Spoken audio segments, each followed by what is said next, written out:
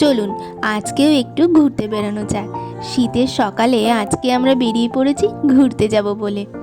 তো সকাল সকাল এই যে চিনি সারা স্টেশন জুড়ে দৌড়ে বেড়াচ্ছে, এক দণ্ডও সে স্থির নেই।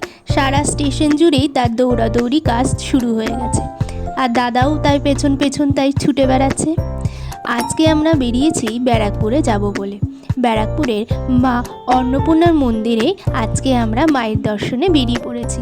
দাদাকে পেলে চিনির আর কাউকে দরকার পড়ে না, তাই ট্রেনের মধ্যেও চলছে দাদার সাথে খেলা আর হাজার রকমের দুষ্টুমি। তো গল্প করতে করতে এদিকে আমরাও পৌঁছে গেছি অন্নপূর্ণা মায়ের মন্দিরে।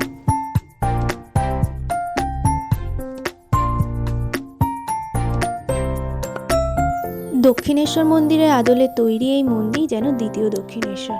চারিদিকটা অপূর্ব সুন্দর এবং পরিষ্কার পরিচ্ছন্ন।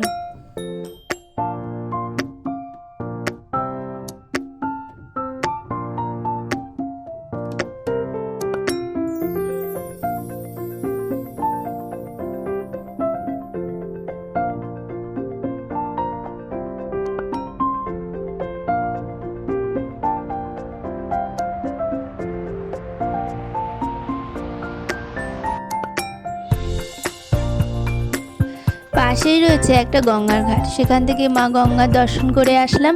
আর সকালে এসেই আমরা আগেই মায়ের প্রসাদ গ্রহণের জন্য কুপনটা কেটে রেখেছিলাম, তাই আমরা এখানে বসে অপেক্ষা করছিলাম ভোগ প্রসাদের জন্য। আর এদিকে চিনিকে দেখুন, সারাদিন খেলাধুলো করে ক্লান্ত চিনি এখন ঘাস তুলতে ব্যস্ত। দিকে যেই শুনেছে মন্দিরে কাসর ঘণ্টার আওয়াজ, মাকে ভোগ নিবেদন করা হচ্ছে, তো সেই যে ছুটেছে মন্দিরের দিকে একা একাই। পেছনে মা আসছে কিনা তার খোঁজ নেই। এরপর আমরা বসে পড়েছি মায়ের প্রসাদ গ্রহণের জন্য। তো সাথে আমাদের সাথে রয়েছে আরও অনেকেই এবং ছোট চিনিও। তো এই যে প্রথমেই দিয়ে দিয়েছে মায়ের প্রসাদ পোলাও আর আলু ভাজা, চিনি পেয়েছে একটা পাঁপড় ভাজা। আর এরপরে অন্নভোগ, ভাত ডাল তরকারি, ফুলকপির তরকারি, আর সবশেষে চাটনি পাঁপড়, পায়েস আর মিষ্টি।